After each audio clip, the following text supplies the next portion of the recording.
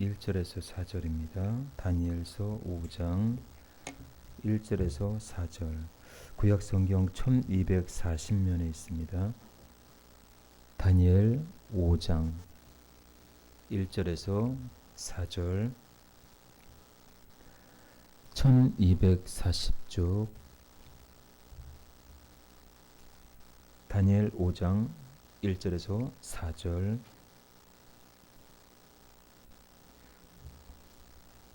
자, 우리 같이 한 목소리로 합독합니다. 시작. 벨사살 왕이 그의 귀족 1000명을 위하여 큰 잔치를 베풀고 그 1000명 앞에서 술을 마시니라. 벨사살의 술을 마실 때에 명하여 그의 부친 느부갓네살이 예루살렘 성전에서 탈취하여 온 금, 은 그릇을 가져오라고 명하셨으니 이는 왕과 귀족들과 왕후들과 후궁들이 다 그것으로 마시려 함이었더라. 이에 예루살렘 하나님의 전 성소 중에서 탈취하여 온 금 그릇을 가져오매 왕이 그 귀족들과 왕후들과 후궁들과 더불어 그것으로 마시더라. 그들이 술을 마시고는 그 금, 은, 구리, 쇠, 나무, 돌로 만든 신들을 찬양하니라. 아멘. 자, 오늘 본문은 우리 벨사살 왕의 사치와 향락을 잘 보여주고 있습니다. 이 사치와 향락이라는 것은 하나님 앞에서 금해야 될 것들입니다. 자, 우리 인간은 영원한 존재가 아니죠. 이 말의 의미는 뭡니까? 세상에서 100년, 1000년, 만년 살 존재가 아니라는 거예요. 이 세상에서 영원히 살 수 있는 존재는 없습니다. 하나님만 영원하신 분이셔요. 그래서 사람의 인간은 70이요 강건하면 80이라고 그랬습니다.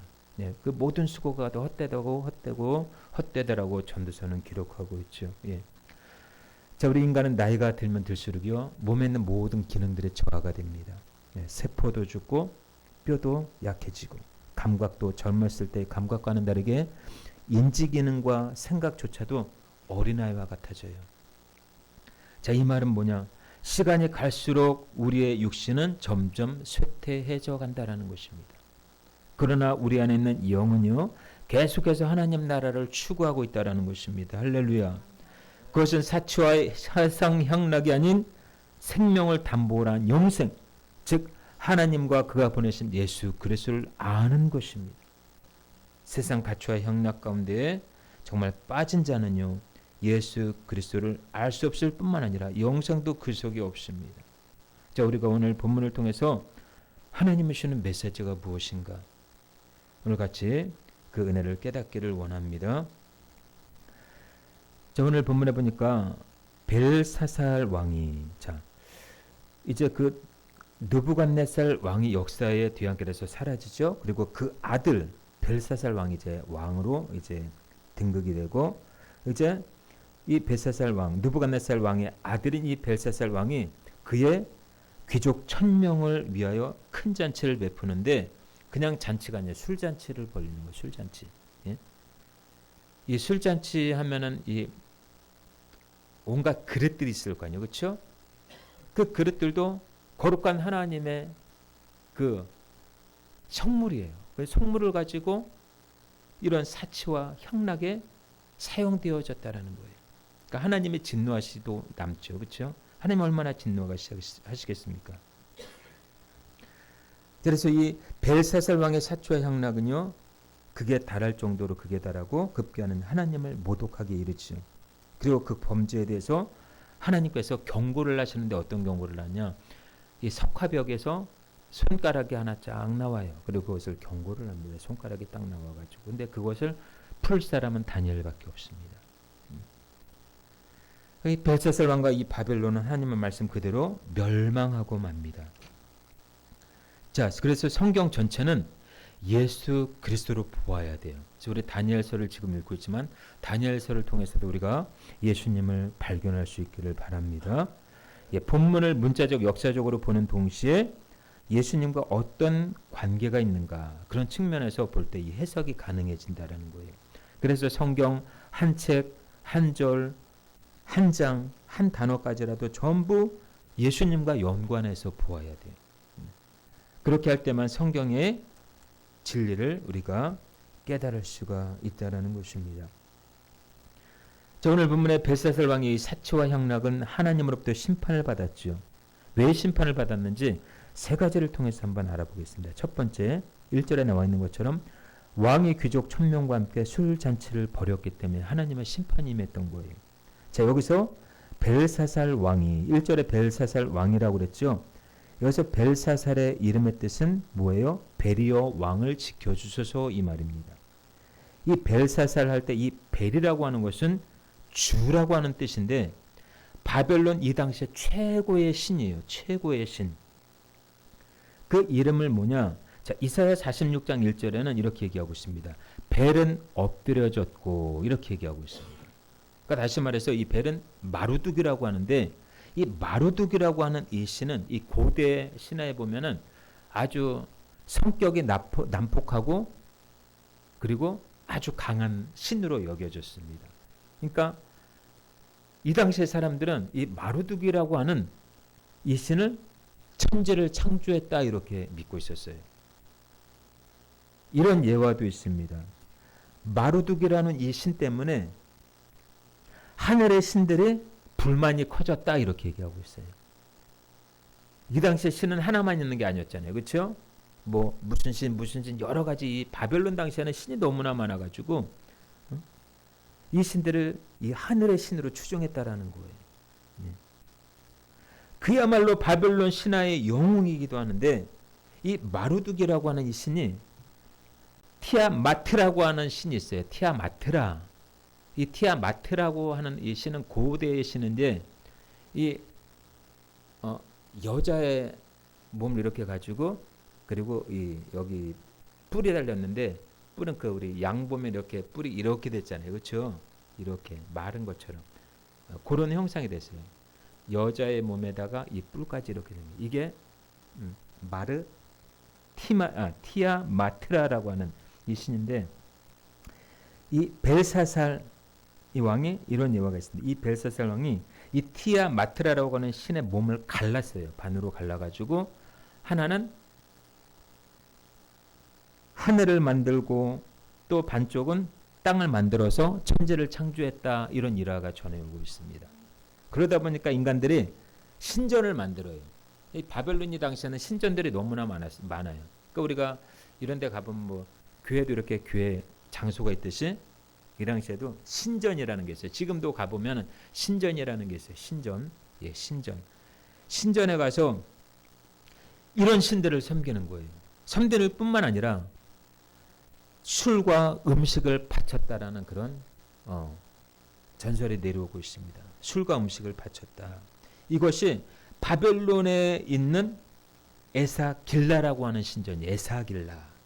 고대 바벨론 신전 중에서 가장 중요하고 신령한 곳이 바로 이곳이에요. 그러니까 이 시대의 문화와 종교와 그리고 정치적 성향이 가장 두드러지게 드러나고 있는 신전이 바로 이런 에사길라라고 하는 이 신전이라는 것입니다. 그래서 우리에게는 어떤 분만 있어요? 하나님 한 분밖에 없어요. 이사야서에도 보니까는 하나님 한 분 외에는 아무것도 없다라고 얘기하고 있습니다. 그러니까 다른 거는 다 사람이 만든 거예요. 인간이 만든 거예요. 그래서 하나님을 버리고 다른 신을 섬기는 이거를 가지고 음녀라 이렇게 얘기합니다. 음녀. 가늠한 여자다 이렇게 얘기하고 있어요. 그래서 성경에서 여자는 괴를 상징한다고 그랬죠. 그 여자가 바로 가늠한 여자라는 거예요. 오직 예수님 한 분만을 바라보지 못하고 다른 것을 바라보고 그것과 짝하는 것을 음녀라고 얘기합니다. 우리가 요한복음 4장에 보면은 우물가의 사마리아 여인 나오죠. 그렇죠? 예수님께서 그 사마리아 여인에게 이렇게 얘기하죠. 네 남편이 몇 명이냐 했더니 나는 지금 남편이 5입니다. 이렇게 그렇죠? 그것만 듣고 봤을 때 얼마나 이 여자가 창녀였었겠어요. 자꾸만 남자들을 갈아치우고. 근데 주님이 중요한 말씀을 하십니다. 예수님이. 지금도 있는 남편이 네 남편이 아니다. 진정한 남편은 누구예요? 예수님이라는 거예요. 진정한 남편. 신랑 대신 예수. 그러니까 그동안 이 우물가의 여인은 예수님을 모르고 살아왔던 거예요. 이것도 내 신랑, 저것도 내 신랑. 이렇게 살아왔다라는 거예요. 중요한 영적인 멘트가 뭐예요? 영적인 메시지가 뭐예요? 그거는 너의 신랑이 아니라는 거예요. 돈도 네 신랑이 아니고 너의 명예도 네 신랑이 아니고 예수님 자신이 너의 신랑이라는 거예요. 그렇다면 여러분들의 신랑은 몇 분이십니까? 여러분들의 신랑은 몇 분이세요? 예? 주님은 우리의 신랑, 우리는 신부예요. 그렇죠? 결혼한 부부가 다른 남자, 다른 여자에게 눈독 들이면 어떡하겠어요? 기분이 나쁠 정도가 아니겠죠. 그렇죠? 아마 이혼까지 아마 하자고 그럴 거예요. 예수님도 그런 마음일 거예요. 너희가 나를 예수 신랑으로 삼는데 왜 자꾸 세상 성공을 추구하느냐, 세상 명예를 추구하느냐, 왜 돈을 쫓아가느냐. 모든 것이 우리가 하나님 중심으로 봤을 때, 중심으로 놓고 우리가 살아갈 때, 주님 중심으로 살아갈 때 이 모든 것들은 다 부수적으로 우리에게 달라붙는다라는 거예요. 예. 그러니까 우리가 본질을 빼고 자꾸만 본질 빼고 다른 걸 자꾸 쫓아가니까 거기에 실패가 있는 것이고 거기에 올무가 있는 것입니다. 그래 본질 대신 예수님만 쫓아갈 수 있기를 축복합니다. 제 2000년 교회사 가운데 교회가 아무리 타락했어도 예수님 외에 다른 구원의 길을 인정한 적이 없었어요. 그런데 이 시대는요, 가톨릭을 중심으로 한 종교다원주의 교회들이요, 극을 이루고 있다는 거예요. 다른 데도 구원이 있다 이렇게 가르쳐요. 기독교만이 아니라 불교도 회교도 다른 어떤 종교도 구원에 이르는 길이 있다 이렇게 가르쳐요. 그것이 바로 WCC라는 것입니다. 자, 이 음료가 가진 특징 중에 하나가 뭐냐? 땅에 사는 자들도 그 음행의 포도주에 취했다라는 거예요. 모두 비진리에 취했다라는 것입니다. 우리는 진리에 취해야 되는데 어떤 사람들은 어떤 교회는 어떤 거는 비진리에 취했다라는 거예요. 이 간음이라고 하는 것은요. 예수님 말고도 구원이 있다라는 비진리에 취하는 것을 간음이라고 얘기합니다. 그러니까 예수 외에 다른 데에도 구원이 있다. 다른 데도 하나님이 있다. 이게 바로 간음이에요. 영적인 간음.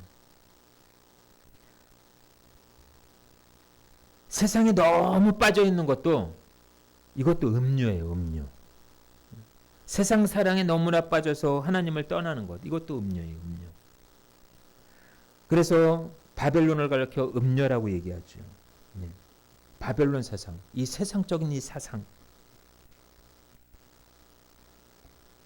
음료 바벨론은 종말 때의 적그리스도 혼합주의자들에 의해서 진리를 저버린 거짓 교회로 그들이 무너진다는 것입니다. 그래서 하나님의 심판으로 인해서 음료의 멸망을 계시해주고 있습니다. 그래서 다니엘의 때이건 종말의 때이건 오늘 본문에 보니까 이 벨사살 왕이 1000명을 위해서 술잔치를 벌이죠. 이게 바로 하나님의 심판을 불러일으키는 거예요. 하나님 사랑이 아닌 세상 사랑의 모습을 여전히 보여주고 있는 것이 바로 오늘 본문의 말씀입니다. 자, 벨사살 왕뿐만 아니라 그와 함께 술잔치를 벌인 귀족 1000명은 패망으로 하나님의 심판을 당하게 되죠. 종말 때도 마찬가지입니다. 적그리스도와 혼합한 자들이 예수님의 재림으로 반드시 심판을 당할 것입니다. 그들은 온 세계, 특히 하나님의 핏값으로 세운 교회들을 세상에 취하게 할 것이기 때문에 결코 지옥 형벌을 면할 수가 없어요. 자, 성경에서 말하는 술이 뭘까? 오늘 본문에도 왕이 그의 귀족 1000명을 위하여 큰 잔치를 베푸는데 그 1000명 앞에서 술을 마셔요. 누가요? 벨사살 왕이. 자, 그럼 성경이 말하는 이 술이 뭘까요? 자, 신앙생활에 있어서 술은 전혀 이롭지 못해요. 하지만 술 마시는 것이 전혀 잘못된 게 없다고 주장하는 사람들도 있습니다. 그러나 가톨릭은 어때요? 지금도 술을 마시죠. 술, 담배 다 해요. 술, 담배. 예. 가톨릭은 술을 여전히 포옹하고 있기 때문에 신부 중에서도 알코올 중독자들이 많이 있습니다. 성경을 조금씩 파기하는 이들이 바로 가톨릭이에요. 가톨릭. 어떤 분들은 그래요. 성도가 술 마시는 것이 괜찮다고 하는 사람들이 있습니다. 그러면서 보통 요한복음 2장에 예를 들어서 설명합니다. 아예 가나의 혼인잔치에서도 예수님이 술을 만들지 않았습니까? 이렇게 얘기를 해요. 예수님이 만들어 주신 것은 오늘날 우리가 생각하는 술이 아니에요. 포도즙이에요. 발효되지 않은 음료수 정도입니다. 그래서 세상은 술에 취했다고 하지만 교회까지 그래도 된다고 성경 어느 곳에서도 술을 긍정적으로 묘사하진 않고 있습니다. 자, 에베소서 5장 18절 술 취하지 말라 이는 방탕한 것이니 오직 성령으로 충만함을 받으라. 잠언 23장 20절 21절에 술을 즐겨하는 자들과 고기를 탐하는 자들과도 더불어 사귀지 말라. 술 취하고 음식을 탐하는 자는 가난하여질 것이요 잠자기를 즐겨하는 자는 헤어진 옷을 입을 것이니라. 자, 술은 언제나 우리를 세상으로 이끌어간다라는 거예요. 세상. 결국 우리를 망하게 하는 것이 술이에요. 술. 이 술이 문제예요. 술. 그래서 오늘 본문에도 이 벨사살 왕과 귀족 1000명의 술잔치가 이를 너무나도 잘 보여주고 있다는 것입니다. 그래서 종말 때에도 영적인 의미에서 적그리스도와 거짓 선지자들이 술잔치를 벌인다는 거예요. 오직 우리는 한 분 예수 신랑을 사랑해야 되고 술로 우리 자신을 더럽히면 안 돼요. 이제 술은 두 가지가 있습니다. 우리가 마시는 술이 있고 또한 세상 술에 취하는 그야말로 세상 향락에 취한다고 그러죠. 세상에 너무나 좋으니까 예배까지도 빠져버려. 예. 어디 친구들하고 놀러 가야 되니까 그게 여행 가야 되고 모임이 있다 보니까 교회까지 빠지게 돼요. 이게 세상 술에 취하는 거예요.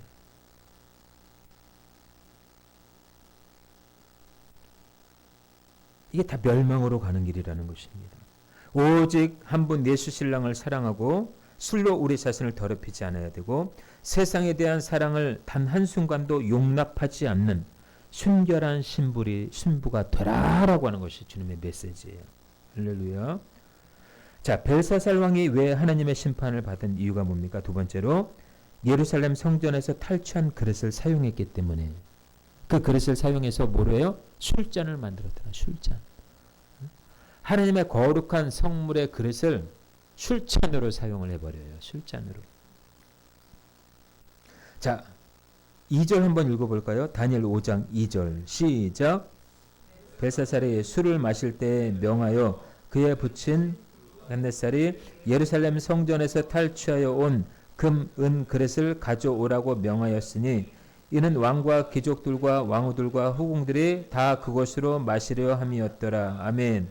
자, 예루살렘 성전에서 가져온 그 그릇들 뭐예요? 술그릇으로 사용했다는 거. 얼마나 기가 막힙니까?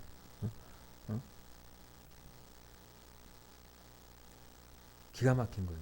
자, 벨사살 왕은 할아버지 느부갓네살의 예루살렘 성전에서 탈취한 그릇을 사용해서 술을 마셨습니다. 이것은 하나님을 모독하는 죄예요. 하나님의 거룩한 성전에서 사용하던 성물을 술잔으로 사용해버려요. 오늘날 상황으로 표현하면요. 자, 우리의 몸은 고린도전서 3장 16절에 하나님의 성전이라고 했어요. 자, 우리의 몸 성전을 세상 향락과 쾌락으로 사용해서는 돼야 안 돼요? 안 되죠. 그렇죠? 응? 여기다 막 요즘에 뭐 여자들도 막 문신해요. 문신도 희귀해요. 예, 문신도 희귀해요. 목욕탕에 한번 갔는데 탕에 들어가야 되는데 문신한 사람들이 3명이 앉아 있는 거예요. 그래서 어떻게 해요? 들어갔어요. 좀 등 좀 밀어달라고 좀 이렇게. 그래 거기까지는 못하겠더라고요. 그게 딱 가운데 이제 들어가가지고 이제 이렇게 이제 쳐다보는데 뭐 사람이 무섭습니까? 나 하나님이 무섭지, 그렇죠? 예. 근데 요즘에 문신도 희한한 문신을 많이. 이 용문신은 저리 가라고 요즘에 뭐 이렇게 남자가 여자를 좋아한다 그러는 여자 문신을 이렇게 새기고 등에다가 그리고 여자는 또 남자 문신을 새기고. 예. 그게 트렌드가 돼버렸어요. 요즘에는요 학생들도 문신을 해요. 왜요? 시대가 그렇게 가지 않으면 왕따가 되거든요. 그러니까 멋있는 거야. 걔네들 봤을 땐 멋있는 거예요. 담배 피는 모습도 멋있고 문신한 모습도 멋있는 거예요. 응? 근데 하나님이 봤을 땐 가증한 거예요. 가증한 거. 이 문신이나 이런 건 뭐예요? 나는 당신의 종입니다. 이런 뜻이에요.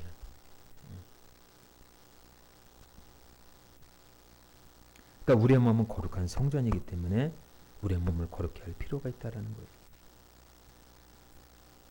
자, 음료 거짓 교회는요, 오늘날의 카톨릭이 꼭 이 모습을 보여주고 있죠. 이 교황청에 가보면요, 하나님의 귀한 헌금들이 어떻게 사용되어지는지를 볼 수가 있습니다. 교황이 옷은 수천만 원짜리예요. 교황청이 누리는 부귀영화를 보면요, 베드로 성당은 한 번에 몇 명이 미사할 수 있냐면 5만 명 정도가 미사할 수 있대요. 우리는 예배라고 그러지만 천주교에서는 미사를 본다 이렇게 얘기해요. 우린 예배를 드린다, 천주교에서는 미사를 드린다 이렇게 얘기해요. 자그만치 5만 명이나 미사할 수 있다고요. 베드로 성당은요. 성당 전체를 금은 보석으로 꾸몄어요. 거기다가 이 같은 사치에다가 신부들은요, 술잔치 향락을 벌여요. 술잔치. 이 바티칸의 박물관에 가보면요, 모두들 깜짝 놀란다고 합니다. 이 박물관에는 전 세계에서 약탈한 온갖 보석이 다 거기에 있어요. 영국인은요, 영국 사람은요, 대형 박물관과 세계를 바꾸지 않는다고 말합니다. 그런데 바티칸은요, 세계를 주고 대형 박물관을 덤으로 주어도 안 바꾼다고 얘기해요. 그만큼 중요한 장소예요. 신앙인들에게 사치양락은 있을 수 없는 일입니다. 검소하게 눈높이를 낮추며 살아가야 돼요. 먹을 것과 입을 것이 있은즉 족한 줄로 여기라 이렇게 얘기하고 있습니다. 그 성경은 그 세력이 사치의 세력이라고 분명히 말씀하고 있는 거예요.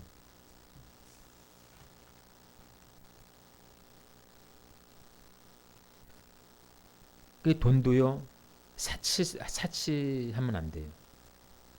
성경에도 물질관에 대해서 분명히 말씀하고 있습니다. 아리마대 사람 요셉, 루디아, 삭개오와 같은 거룩한 부자가 있었죠. 물질 자체는 나쁜 게 아닙니다. 어찌 보면은 물질처럼 좋은 것이 또 없어요. 그러니까 물질이 있어야 교회도 감당하고 선교도 감당할 수 있으니까요. 하지만 물질이 사치와 향락에 쓰이면 반드시 심판으로 이어진다라는 거예요. 그건 재앙이에요, 재앙. 거룩한 부자가 아닌 사치와 향락에 젖어 있는 부자는 천국에 못 들어간다 이렇게 얘기하고 있어요. 자, 야고보서 5장 5절에 이렇게 얘기하고 있습니다. 너희가 땅에서 사치하고 방종하여 살육의 날에 너희 마음을 살찌게 하였도다. 자, 누가복음 6장 24절. 그러나 화 있을진저 너희 부요한 자여 너희는 너희의 위로를 이미 받았도다. 자, 마태복음 19장 23절 24절입니다. 예수께서 제자들에게 이르시되 내가 진실로 너희에게 이르노니 부자는 천국에 들어가기가 어려우니라. 다시 너희에게 말하노니 낙타가 바늘귀로 들어가는 것이 부자가 하나님 나라에 들어가는 것보다 쉬우니라 하시니. 아멘. 여기서 우리가 오해하는 건 뭐냐면 그러면 부자는 다 천국에 못 가나? 이렇게 오해할 수가 있어요. 부자도 천국에 갈 수 있다는 거예요. 그런데 뭐냐면 돈이 많고 부자다 보면요, 이게 뭐라고 그래야 되나요? 마음이 좀 가난해야 되는데 그렇지 못해요. 예. 넉넉하니까 하나님을 찾지 않아요. 그렇죠? 우리는 뭐든지 부족하면 하나님을 찾잖아요. 그렇죠? 기도해야 할 제목이 생겨야지만 우리 기도하지만은 늘 평생새도 우리 기도하지만은 대부분의 그 인간의 본성이 뭐냐면 모든 것이 넉넉하면요 하나님을 안 찾아요. 그게 인간의 본성입니다. 돈도 많고 부자인데 왜요? 돈으로 다 해결하잖아요. 그렇죠? 근데 하나님을 못하러 찾겠어요. 그런 마음이 우리 마음에 있다라는 거예요. 그런 뜻에서 부자는 천국에 들어가기 어려우니라 이 말을 한 거예요. 부자 자체가 천국에 못 들어간다라는 게 아니에요. 물질에 대한 이 씀씀이 거기에 따라서 들어갈 수 있고 못 들어갔을 수도 있고. 그래서 물질에 대한 성경의 가르침은 분명하다라는 것입니다. 마태복음 6장 19절 너희를 위하여 보물을 땅에 쌓아두지 말라. 거기는 좀과 동록이 해하며 도둑이 구멍을 뚫고 도둑질하느니라. 오직 너희를 위하여 보물을 하늘에 쌓아두라. 이렇게 얘기하고 있어요. 자, 그래서 우리 주님은 이 땅에서 머리 들 곳조차 없다라고 하셨어요. 자, 초대교회 성도들은요, 무소유 신앙으로 살았다라는 거예요. 그래서 성도된 우리는 사치와 향락을 삶 가운데 허용하면 돼야 안 돼요? 안 돼요. 오늘 본문의 벨사살 왕은요, 예루살렘 성전에서 탈취한 그릇을 사용해서 심판을 자초했습니다. 그 심판은 하나님을 모독한 데 있고 사치와 향락에 대한 심판이었다라는 것입니다. 마지막 재림 때에도요, 이 음료 바벨론에게 있을 사치 향락에도 동일한 심판이 주어질 것입니다. 오늘날에도 마찬가지예요. 사치 향락은 성도의 삶에 있어서는 안 될 죄임을 깨달아야 돼요. 아멘. 철저히 피하는 저와 여러분들이 되시길 주님의 이름으로 축원합니다. 마지막으로 벨사살 왕이 하나님께 심판받은 것은 뭐예요? 우상 신들을 찬양했기 때문에. 하나님을 찬양해야 되는데 우상을 찬양했다라는 거예요.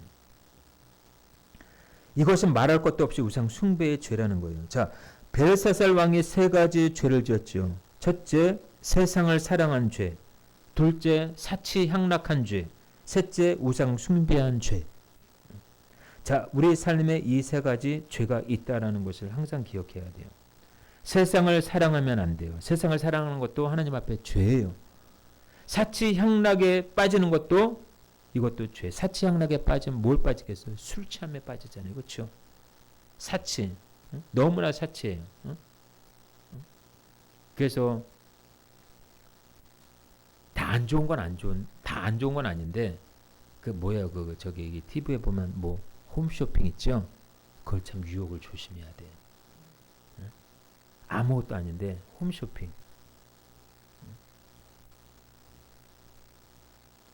사가지 없는 거 뭐 죄예요 그게. 에? 뭐 죄입니까? 근데 우리의 눈이 그것을 갈망한다라는 거예요. 왜 더 나가 이게 심해지면 사치로 빠져요. 향락에 빠져버려요. 보셔도 돼요. 예. 근데 너무 즐겨보시지 말라는 거예요. 자칫하면 사치와 향락에 빠질 수 있는 사단의 도구로 전락하기 때문에. 그러니까 우상 숭배. 다른 게 우상 숭배가 아니에요. 하나님이 있어야 될 자리에 다른 걸 딱 놓는 게 우상 숭배예요. 내가 하나님보다 아내를 더 사랑하고 하나님보다 남편을 더 사랑하고 내가 하나님보다 자녀를 더 사랑하고 내가 하나님보다 돈을 더 사랑하고 내가 하나님보다 세상을 더 사랑하는 것이 이게 우상 숭배라는 것입니다. 이게 탐심이에요. 탐심. 골로새서에서도 3장 2절에 탐심 곧 우상 숭배라 이렇게 얘기하고 있습니다. 우리 안에 이런 죄악된 것들을 다 예수의 이름으로 물리칠 수 있기를 축복합니다. 자, 그래서 벨사살 때에 그랬듯이 마지막 대환란 때에도요, 보거나 듣거나 다니거나 하지 못하는 우상에게 절해서는 안 된다라는 것입니다. 생명이 없는 것에 마음을 뺏기면 안 돼요. 이 같은 무지는 오늘날에도 온 땅에 가득 차 있습니다. 벨사살 왕의 우상 숭배는요, 계시록의 적그리스도 우상 숭배와 짝을 이룬다라는 거예요. 계시록 13장을 보면요, 짐승이 등장을 합니다. 이 짐승에게 경배할 것이라는 말씀이 기록되어 있습니다. 자, 계시록 13장 8절에 죽임을 당한 어린 양의 생명책에 창세 이후로 이름이 기록되지 못하고 이 땅에 사는 자들은 다 그 짐승에게 경배하리라 이렇게 얘기하고 있어요. 그 짐승에게 경배하리라. 하나님을 경배하는 것이 아니라 그 짐승에게 경배한대요. 기록되지 못한 자들이 하는 거예요. 이 땅에 사는 자들은 저와 여러분들 이 땅에 살아도 생명책에 기록되어 있음을 기억하시길 축복합니다. 나중에는 짐승에게 이 짐승은 뭐예요? 적그리스도라는 거예요. 적그리스도에게 경배하는 자들이 이제 앞으로 계속 일어날 거예요. 이 시대는요, 이제 앞으로 의로움보다도 악이 득세하는 시대가 될 거예요. 앞으로 보여. 그 여러분들 기도하다 낙심하지 말아야 돼요. 왜? 내가 이렇게 기도했는데 왜 그러지? 나라가 왜 그러지? 내 삶이 왜 그러지? 낙심하지 말아야 돼요. 왜요? 이 기도가 응답되기까지는요, 이 중간에 사단이 계속 이 방해를 하고 있다는 거예요. 영적 전쟁이 그만큼 살벌하다라는 것입니다. 이제 저와 여러분의 눈으로 볼 거예요. 이 시대가 앞으로 의로운 일보다도 악한 일들이 더 많이 일어날 거예요. 앞으로. 마치 하나님이 안 계신 것처럼 느껴질 때도 있고요. 내가 믿는 하나님 안 계신가? 라고 느껴질 때가 있을 거예요. 하지만 하나님은 선악간에 심판하신다라는 거예요. 악이 아무리 득세해도요. 반전을 일으키시는 분이 하나님이셔요. 우리의 기도에 달려있다는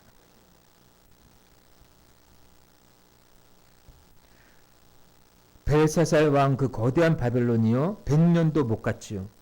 마지막 때 온 천지를 삼킬 듯한 이 적그리스도 우상 세력도요. 7년 대화할 때 무너지고 말 거예요. 그때 환란 후에 마태복음 24장에 보니까 환란 후에 예수님이 재림하시고 하나님의 심판이 신속하게 시행될 것이라는 것입니다. 자, 말씀을 정리하겠습니다. 자, 출애굽기 20장 3절은 이렇게 얘기하고 있습니다. 너는 나 외에는 다른 신들을 내게 두지 말라. 아멘. 자, 그래서 우상 숭배 죄는요. 하나님께서 그 무엇보다 가증히 여기시는 죄예요. 오늘 본문의 벨사살 왕이 우상 신들을 찬양함으로 망했던 이유가 바로 그거예요. 벨사살 왕과 바벨론의 심판, 이 당함을 우리가 거울 삼아서 더욱 참되신 하나님만 섬길 수 있는 주의 성도들 되시길 축복합니다.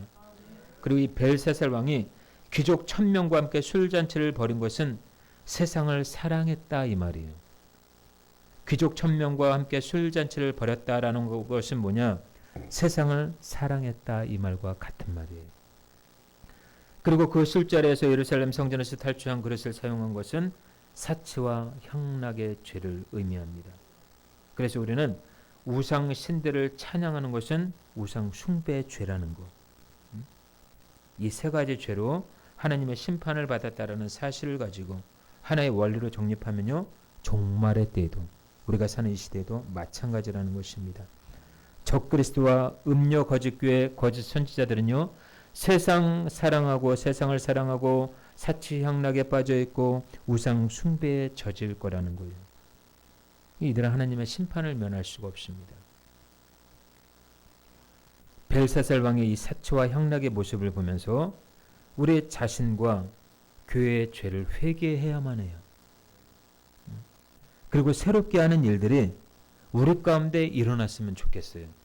성령님의 강력한 역사가 저와 여러분들의 삶을 통해 우리의 삶을 통해서 새로운 일들이 끊임없이 재성되어질 수 있기를 주의 이름으로 축원합니다. 아멘. 기도하